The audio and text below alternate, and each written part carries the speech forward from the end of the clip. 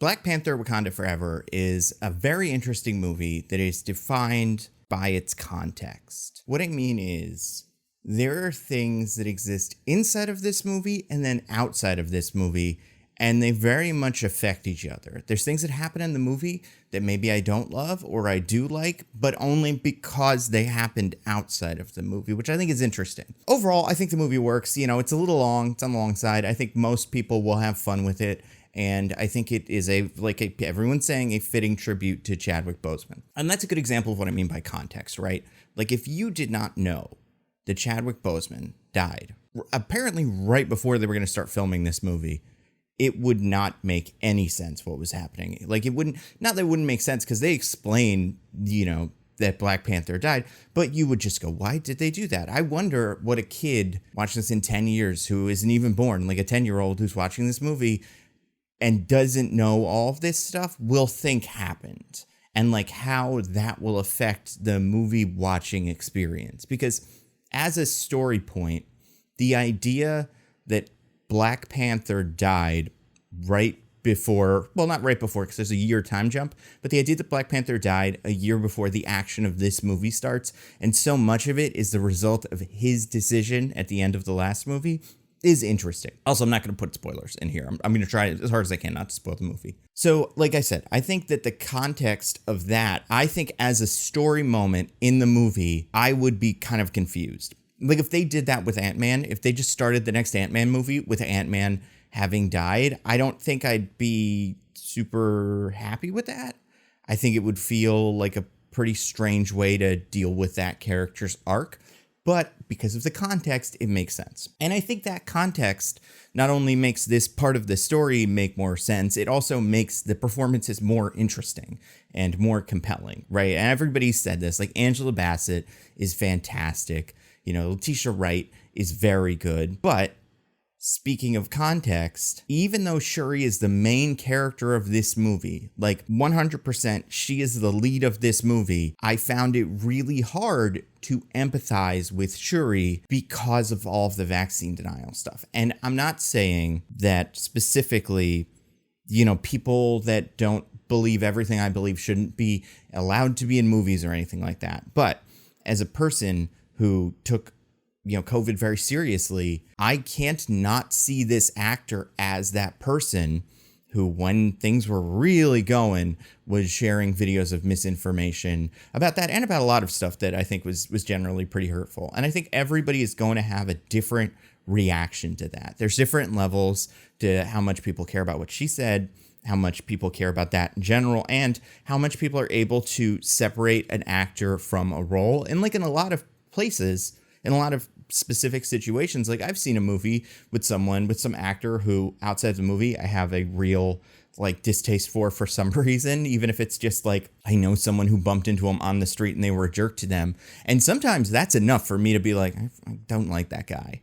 And I see a movie with him and I'm like, ugh, that's that guy that was mean to my friend on the street. And everybody has some version of this, right? Like you couldn't watch a movie now with OJ in it and not be like, that's OJ, the guy that, you know, allegedly didn't do any crimes, but you know. So everybody has a line there. So if you're someone like me who didn't like what Letitia Wright did, and you're unable to separate that actor from that character, a lot of the emotional beats in this movie, specifically the ones involving her, might not work. And I found that to be a big problem for me. And again, I don't think it's a bad movie. I think it's definitely very enjoyable. I do think if any other actor, like Alexandra Shipp, who played Storm in the X-Men movies, right? Like if she was in that role, giving the same level of a performance, like that same level of, you know, emotion and engagement, and Letitia Wright did a great job.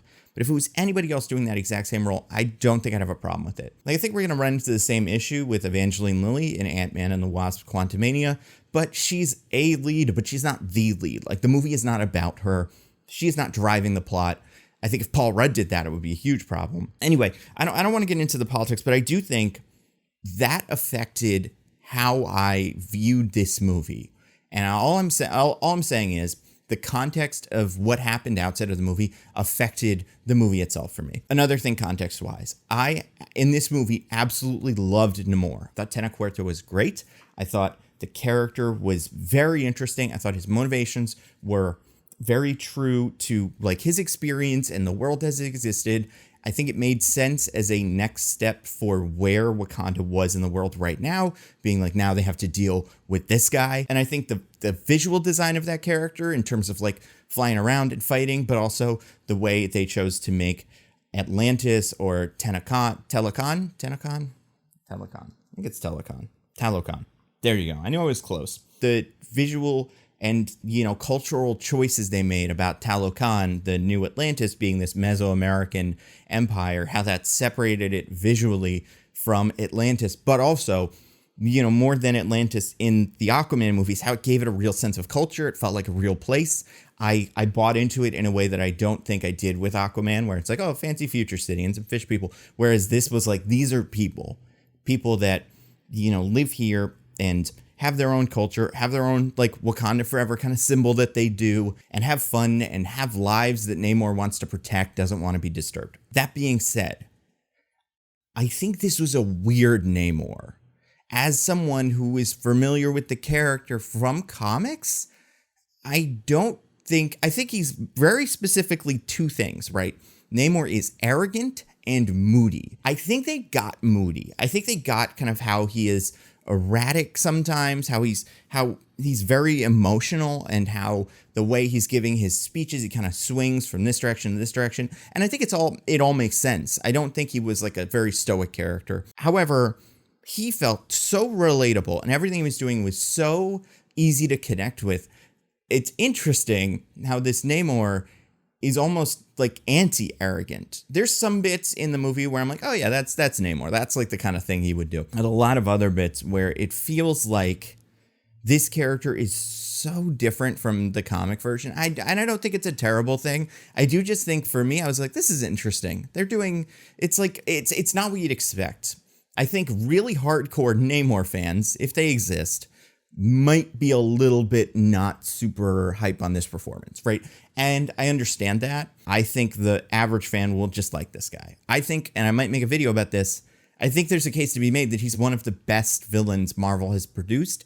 And I think he is a better Black Adam than Black Adam. As far as a ruler who is willing to kill to protect his people is a problem that the rest of the world needs to deal with. Like the fact that this movie came out around the same time as Black Adam, and this one is better at being like this really difficult anti-hero to deal with. I don't know. I think that's funny. And I think all of his interactions with other characters are great. Like he's just great. I really liked him. I think he might be one of the, you could make the case. And I think phase 4 has been, I don't know if this is true. Phase 3 was great with villain, like some really excellent villains in phase 3.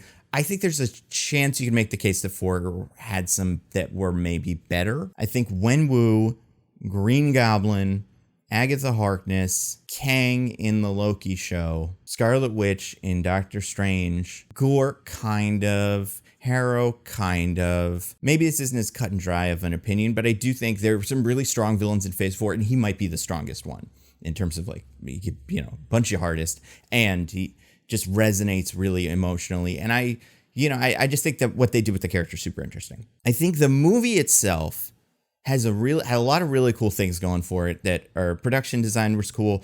Again, like I said, loved the design of Talokan. I think the score was very cool. It got into this kind of funky synth vibe every so often, which is interesting because I do kind of remember that also being something from Aquaman. I don't think those scores are that similar, but it's a little bit like, that's a choice. They just both did that. I do think this movie is quite long, and looking at it again, I think there's a little bit you could cut. Specifically, everything with Everett Ross and Riri Williams, I think could go. And because of context, I think it makes sense why it's there. Like with Everett Ross, you know he's only there because this character was in Black Panther 1.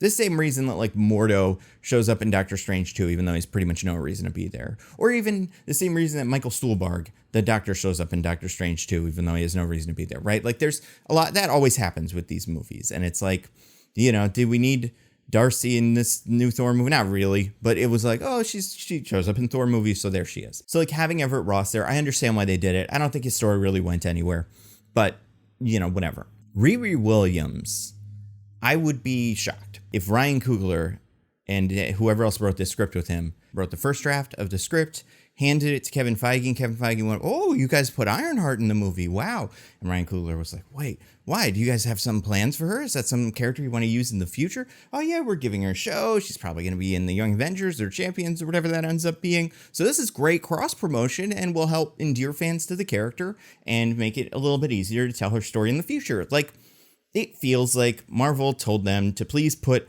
Ironheart in the movie, and while I liked Dominique Thorne and I think the character was cool, I think the action sequences were fun, she didn't feel like she needed to be there. And for a 2.5+ hour long movie, you get out of the theater and you're kind of looking for like what needed to be there and what didn't, and that's probably the thing that didn't need to be there. And because of context, that it's not a character fans wanted to see again because they were in the first movie, and it's not something that had to be dealt with because of the Chadwick Boseman death. It is just a Disney synergy thing. Everybody else in the movie, I thought was pretty good. I liked M'Baku. Obviously, he's always pretty likable. I liked Okoye. Her story was fun. Michaela Cole was given less to do than I kind of expected as an important actor that was added to this cast. It's really one of the only new Wakandans added to this cast. And I am always surprised that Lupita Nyong'o is in these movies, because you get to the part where she shows up and you're like, oh, right. You were on the poster. You were a main character in the last one, and we just have it. I think it's probably because she wasn't in Avengers and she hasn't, had a big presence the same way that like M'Baku has. So, I think what they did with her was interesting. I liked her new costume a lot, and I think she's good to have on that cast. I think overall, it's a miracle that this movie is good because of how much they had to make changes and the things that resonated in the movie emotionally. It's not just that they took a movie that had a character and wrote that character out of the movie so that the movie could continue to exist. They very naturally took the ripples of that and had it affect the tone and the themes and, related it to other characters in a way that was very interesting and very effective. And again, context is the tricky part here, because this movie is not just the second Black Panther movie. It's apparently the end to Phase 4. And as the end to Phase 4, I just don't see it. It doesn't feel quite like a final beat in the phase. Honestly, from what we're seeing, it kind of seems like that's what Ant-Man's going to feel like, because Quantumania has Kang, and it's like we're kind of seeing his ascent. We're seeing the opening up of the multiverse. This movie didn't have anything to do with the multiverse, which was fine. But as a finale to Phase 4, I don't know. It did have some of the themes of Phase 4, like it had the themes of dealing with loss and legacy. But, just overall, I think having that be the end of Phase 4 feels like something where they were like, well, one of these movies has to be the end of Phase 4. Let's do this one. Overall, I could see the argument that it's the best movie in Phase 4. I think Spider-Man is probably more popular. I think Shang-Chi might be more together, like it's a little tighter, obviously, because it doesn't have to, it does have to invent a completely new country and kind of group of people that exist outside of the regular MCU. But just in general, I think it felt like more of, your traditional movie. But because the level of difficulty involved in pulling off Shang-Chi versus pulling off this movie, like it's hard to compare the two. But this might be the best movie in Phase 4. I don't know. I would recommend people see it. I think there's a couple of spoilers, things you don't want spoiled for you, that are interesting. I think big fans of Black Panther are going to love it. I think fans of the MCU are really going to like it. I think fans of Namor are going to appreciate it. I think really hardcore fans of Namor, like I said, might be not too thrilled about it. But just in general, the idea that the character of Namor, as Namor in the movie, is getting elevated to this level of cultural ubiquity, it's just insane. I think overall I have that thought a lot, especially during Phase 4. It's just like, oh my God, now everybody on the planet knows who Shang-Chi is. Like, that's insane. And I continue to be in awe of Marvel's ability to naturally integrate these characters into the universe. So I don't do number ratings, but I think overall, it's pretty good. I think people are going to enjoy it.